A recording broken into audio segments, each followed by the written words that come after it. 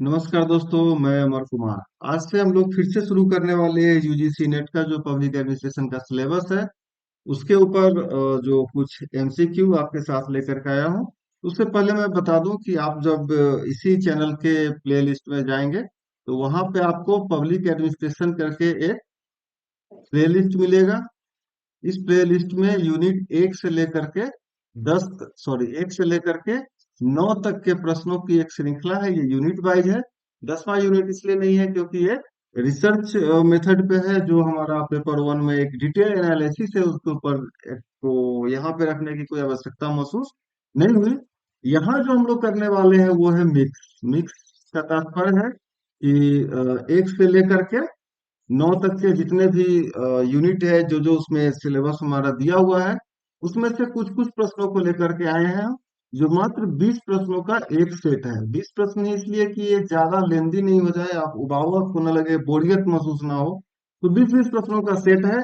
ये पहला है, इसके बाद दूसरा, तीसरा और ये कंटिन्यू चलता रहेगा। मैं आपको बता दूं कि ये बाइलिंगुअल है, ये हिंदी इंग्लिश दोनों में है। और इसका पीडीएफ भी आपको उपलब्ध हो जाएगा, that is free of cost. 1 रुपया नहीं लगना है आपका। आप आइए इस टेलीग्राम चैनल पे, जिसका लिंक डिस्क्रिप्शन में मैं डाल दूंगा।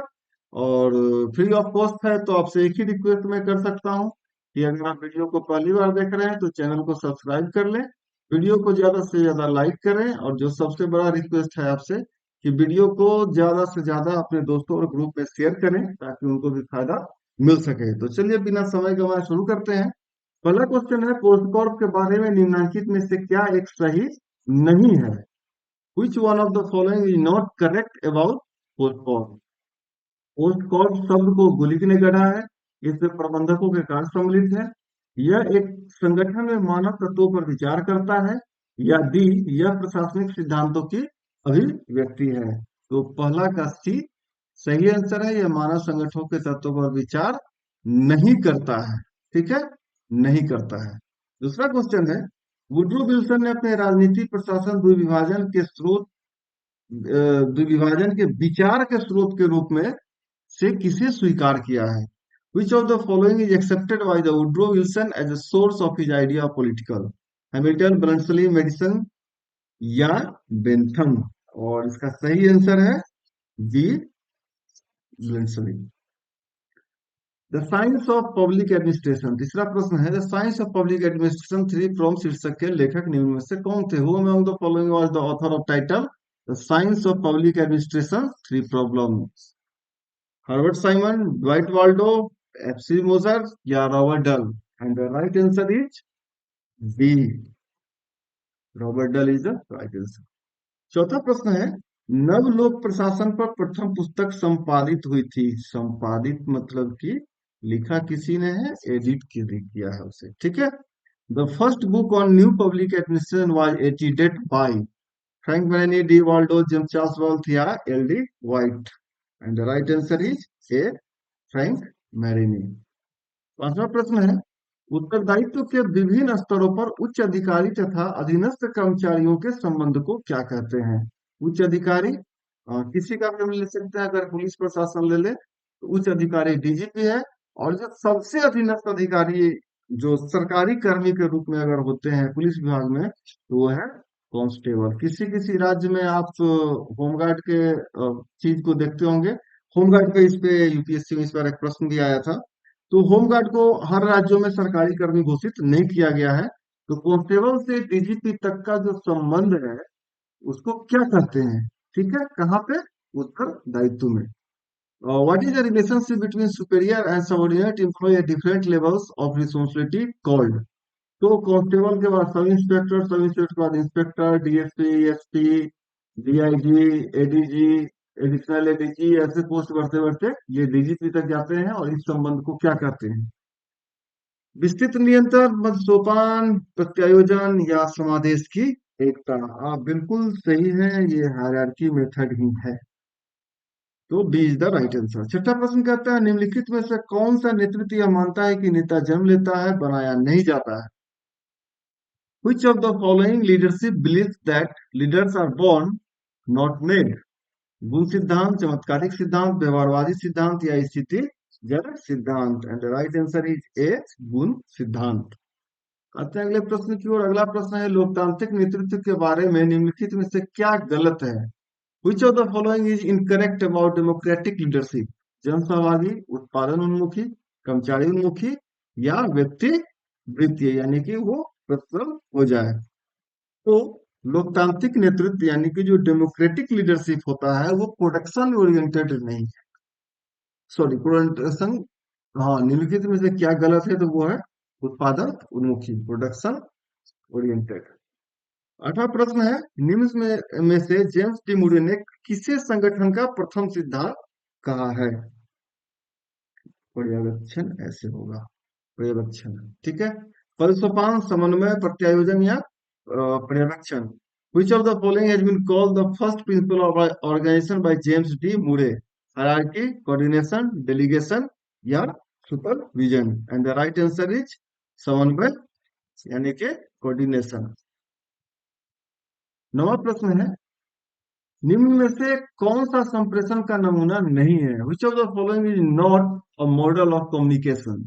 क्रमागत पद्धति, सब चैनल नेटवर्क पद्धति, चक्र पद्धति या त्रिकोणीय पद्धति? And the right answer is D, त्रिकोणीय पद्धति। इसमें से बहुत सारे प्रश्न है जिसके बारे में मैं नहीं लिख पाया हूँ, ये आप इसको प्रीवियस ईयर क्वेश्चन समझ लीजिए। इसमें से बहुत सारे प्रश्न है जो पहले कहीं ना कहीं पूछे गए हैं, ठीक है। तो इसे बताने में कोई गुंजाइश नहीं है, कोई गुरेज नहीं है, ये पिछले प्रीवियस ईयर्स के बहुत सारे क्वेश्चन है इसमें। 10वां प्रश्न है केवल संगठन के मुखिया को ही सभी सदस्यों को रिपोर्ट करना चाहिए, इस सिद्धांत को क्या कहेंगे? Only the head of the organisation should report out to all the members, what is this principle called? और 10वां का ऑप्शन है कि यहाँ पे इस तरफ से होगा, आदेश की एकता, पदसोपान, केंद्रीयकरण या प्रत्यायोजन? And the right answer is unity of command, यानी कि आदेश की एकता is the right answer.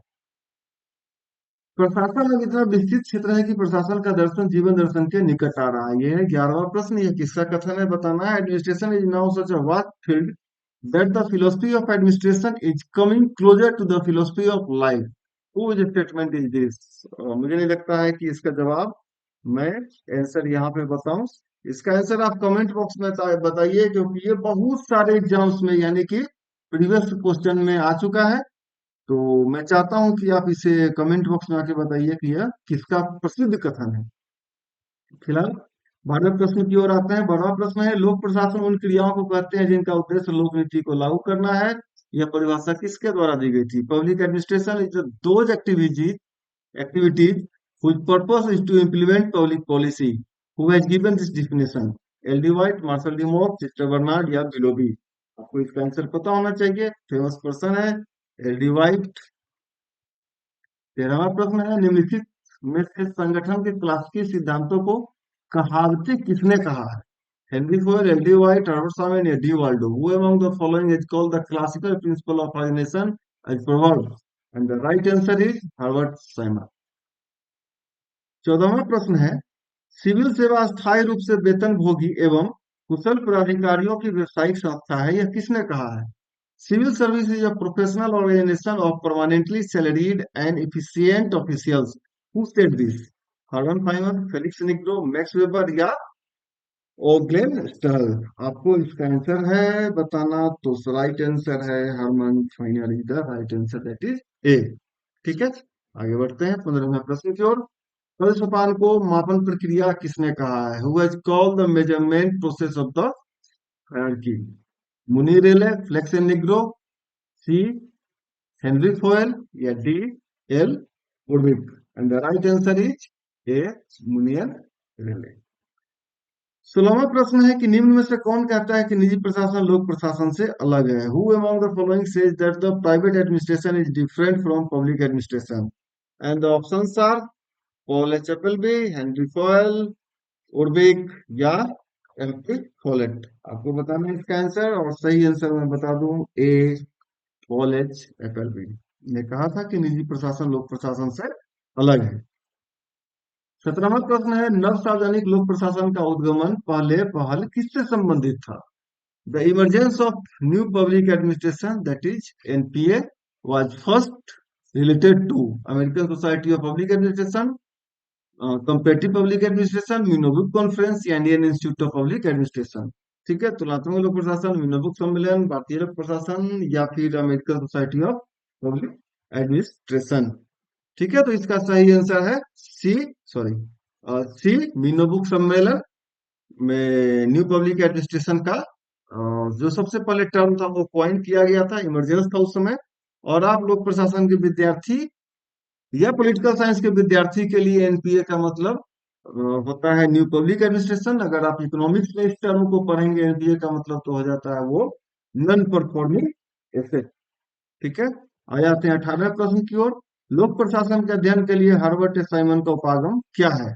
Herbert S Simon से approach to the study of public administration is व्यवहारवादी उपागम, संरचनात्मक उपागम, संस्थागत उपागम, दार्शनिक उपागम, behaviourist approach, structural approach, institutional approach या फिलोसॉफिकल अप्रोच। तो राइट आंसर है इसका व्यवहारवादी, बिहेवियरिस्ट अप्रोच। 19वां प्रश्न है, सूचना का अधिकार अधिनियम 2005 मुख्यतः किस उद्देश्य की सहायता करता है? The right to information act 2005 mainly serves which purpose?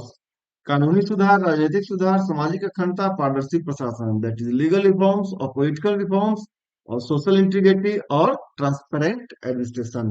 तो जब आप गुड गवर्नेंस पढ़ते हैं यानी कि सुशासन का अध्ययन करते हैं तो वहां पे जो पारदर्शी प्रशासन आता है, अच्छा शासन का बात होता है कि सब कुछ ट्रांसपेरेंट हो, सबको दिखना चाहिए। उसी के लिए ये सूचना अधिकार है। तो D is the right answer. ये आखिरी प्रश्न है। आखिरी प्रश्न से पहले मैं एक छोटी सी सूचना मैं आपको दे दूं। जैसा मैंने पहले ही बताया है कि 20-20 प्रश्नों का ये सेट है। तो जो अगला सेट है सेट 2 वो जल्द ही आपके पास आएगा। ये भी 1 से लेकर के 9 यूनिट के बीच से है। कहीं से भी कुछ कुछ प्रश्नों को लिया जाएगा। इसमें से कुछ प्रश्न प्रीवियस ईयर क्वेश्चन के भी होंगे और कुछ प्रश्न जो है वो किताबों के अध्ययन से आपको पता चल जाएगा कि ये कहाँ का प्रश्न है। तो आपसे रिक्वेस्ट है कि आप कमेंट बॉक्स में आकर के मुझे बताइए कि स्पेशली पीए के लिए जो आपका सिलेबस है उसमें से कौन सा टॉपिक है जिसमें आप चाहते हैं कि एमसीक्यू फॉर्म में, और वो भी किस टाइप का एमसीक्यू आप चाहते हैं कि आपको ज्यादा से ज्यादा मैं उपलब्ध करा सकूं। लेकिन आप कमेंट बॉक्स में आकर के मुझे बताइए, मैं निश्चित इस पे काम करूंगा, वो है पब्लिक एडमिनिस्ट्रेशन में। और आप पहली बार चैनल देख रहे हैं तो काइंडली सब्सक्राइब कर ले, वीडियो को लाइक मस्ट करें और इसे शेयर अधिक से अधिक कर सके तो करें अपने दोस्तों के साथ, अपने ग्रुप के साथ। और मैं आपको बता चुका हूं कि इसका पीडीएफ आपको टेलीग्राम में मिलेगा और टेलीग्राम का लिंक मैं डिस्क्रिप्शन में डाल दूंगा, आप वहां से देख सकते हैं। और यूनिट 1 से लेकर के 9 तक के जो प्रश्न है यानी कि यूनिट वाइज हर एक यूनिट के हिसाब से ये पहले ही किया जा चुका है। तो आपको मैं बता चुका हूं कि आप प्ले लिस्ट में जाइए और वहां पे मिलेगा यूजीसी नेट पब्लिक एडमिनिस्ट्रेशन का एक प्लेलिस्ट में चैनल बनाया हुआ है। चैनल नहीं है, एक लिस्ट है। वहां पे यूनिट 1 से लेकर के 9 तक जितने प्रश्न हैं उसका आप अध्ययन कर सकते हैं, देख सकते हैं। अपना सलाह मशवरा जो भी है कमेंट बॉक्स में लेके आइए, बात करते हैं। फिलहाल आखिरी और 20वां प्रश्न है, मैक्स वेबर के अनुसार सत्ता के निम्नलिखित प्रकारों में से कौन सा आधुनिक नौकरशाही आधार है? According to Max Weber, which one of the following forms of the authority is the basis of modern bureaucracy? पारंपरिक, करिश्माई प्रभुत्व, कानूनी विवेकपूर्ण या लोकप्रिय?